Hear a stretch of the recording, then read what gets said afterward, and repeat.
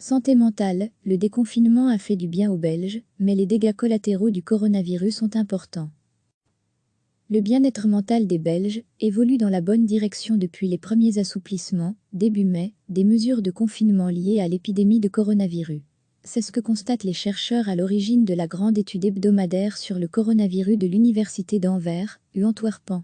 La courbe évolue par contre dans un sens inverse pour un petit groupe de personnes présentant des signes évidents de problèmes psychologiques. Cette grande étude a questionné mardi dernier, et pour la 11e fois, la manière dont les Belges vivent la crise sanitaire. Un peu moins de 50 000 personnes y ont participé. Degré à lire aussi, coronavirus, et la santé mentale des Belges dans tout ça? Depuis le début de ces enquêtes, les chercheurs de l'Antwerpen, de l'USLT, de la QLeuven Leuven et de l'ULB se penchent notamment sur le bien-être mental des personnes interrogées. En moyenne, celui-ci a systématiquement diminué jusqu'au début mai. Après la première semaine de ce mois, lorsque les mesures de confinement ont été assouplies pour la première fois, la situation a commencé à évoluer dans une meilleure direction, constatent les scientifiques.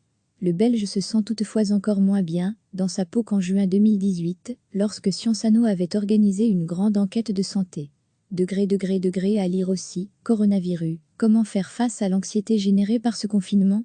Les chercheurs notent également qu'il existe un petit groupe de personnes présentant des signes évidents de problèmes psychologiques. Leur part est passée de 1,5% au début du confinement à 6% aujourd'hui. Il est important de ne pas les perdre de vue, met en garde le chercheur Thomas Neyen. En plus de leurs conclusions sur le bien-être mental, les scientifiques font également des observations sur le type d'infection que les gens ont contracté. D'après les 3 dernières enquêtes, 303 personnes interrogées pensent savoir où elles ont été infectées par le virus. Exactement 178 d'entre elles désignent leur lieu de travail comme source d'infection, dont un nombre remarquablement important, 98, travaillent dans le secteur des soins de santé. Le bien-être mental des Belges évolue dans la bonne direction depuis les premiers assouplissements, début mai, des mesures de confinement liées à l'épidémie de coronavirus. C'est ce que constatent les chercheurs à l'origine de la grande étude hebdomadaire sur le coronavirus de l'Université d'Anvers, Antwerpen. La courbe évolue par contre dans un sens inverse pour un petit groupe de personnes présentant des signes évidents de problèmes psychologiques. Cette grande étude a questionné mardi dernier, et pour la 11e fois, la manière dont les Belges vivent la crise sanitaire. Un peu moins de 50 000 personnes y ont participé. Degré à lire aussi, coronavirus, et la santé mentale des Belges dans tout ça? Depuis le début de ces enquêtes, les chercheurs de l'Antwerpen, de l'USLT, de la QLeuven Leuven et de l'ULB se penchent notamment sur le bien-être mental des personnes interrogées. En moyenne, celui-ci a systématiquement diminué jusqu'au début mai. Après la première semaine de ce mois, lorsque les mesures de confinement ont été assouplies pour la première fois, la situation a commencé à évoluer dans une meilleure direction, constatent les scientifiques. Le Belge se sent toutefois encore moins bien dans sa peau qu'en juin 2018, lorsque Sciences Anno avait organisé une grande enquête de santé.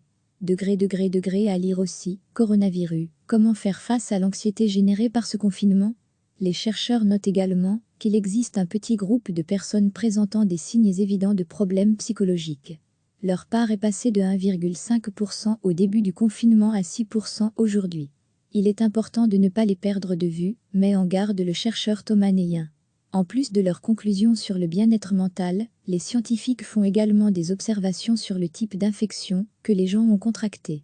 D'après les 3 dernières enquêtes, 303 personnes interrogées pensent savoir où elles ont été infectées par le virus. Exactement 178 d'entre elles désignent leur lieu de travail comme source d'infection, dont un nombre remarquablement important, 98, travaillent dans le secteur des soins de santé. Cliquez sur s'abonner pour recevoir les dernières nouvelles.